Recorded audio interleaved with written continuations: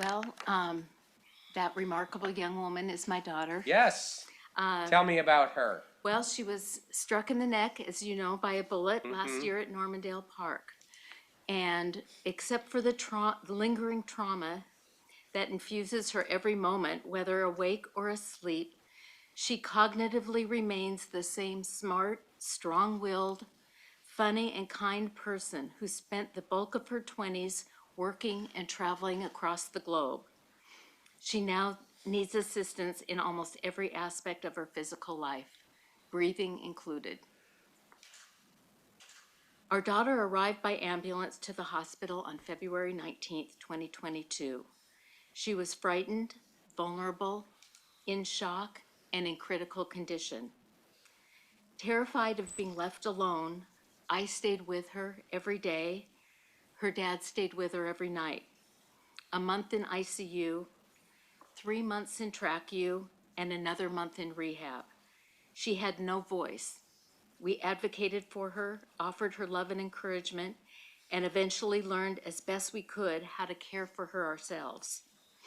In our spare moments, we tackled the mountain of administrative tasks: healthcare, disability, legal power of attorney, withdrawal from school, finding and hiring contractors to make our home accessible for our daughter's homecoming in a wheelchair. 5 months later, she came home by medical transport. The financial impact on us has been significant. Example, over $120,000 to make our home wheelchair accessible and equipped to care for our daughter.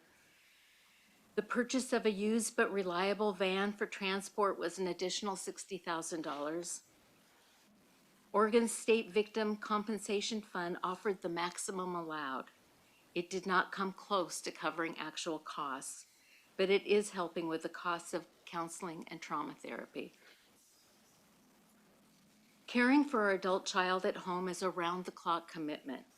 We attend to all of her physical needs. Sleep is an interrupted process for all of us. Most nights, she may need to be turned, or a blanket may need to be added or removed.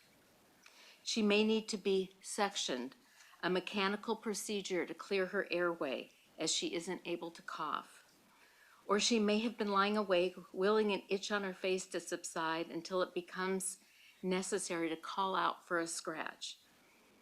Or she may just lie in the darkness, awakened by yet another nightmare that's left her too shaken to return to sleep. There are medications to be dispensed daily, over 12 medicines at 5 intervals during the day and evening, and more if the side effects of her spinal cord injury cause her blood pressure and or her body temperature to fluctuate erratically. These require continuous monitoring to prevent life-threatening occurrences. She needs to be turned every few hours to keep her skin healthy. Muscles need to be exercised a minimum of twice daily. More is better. Being on a ventilator, our daughter can't fight off respiratory infections. To keep her lungs clear, there are a variety of mechanical tasks to be done at a minimum of twice per day. Additionally, every visitor to our home, friends, family, healthcare workers, everybody without exception must wear a mask to help prevent any virus, even a cold, from threatening our daughter's health. Now that the mask mandate is lifted, even a trip to the doctor's office or hospital becomes wrought with fear of exposure to respiratory viruses. Dressing, bathing, dental and personal care, eating are all tasks that take time, strength, and patience. Our daughter deserves them all to be done with thoughtfulness, care, and respect. Like a newborn, our daughter can never be left alone. Her dad and I stagger our errands, so one of us is always there with her. Finding a professional caregiver is an ongoing challenge.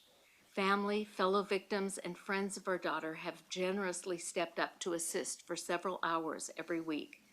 Without them, we would be on our own.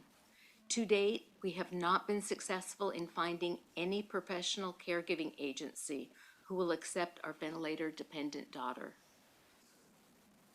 We are in our late 60s, and like many, retired at the start of the pandemic due to health concerns of our own. How long will we be able to care for our daughter? And what happens when we're no longer able to?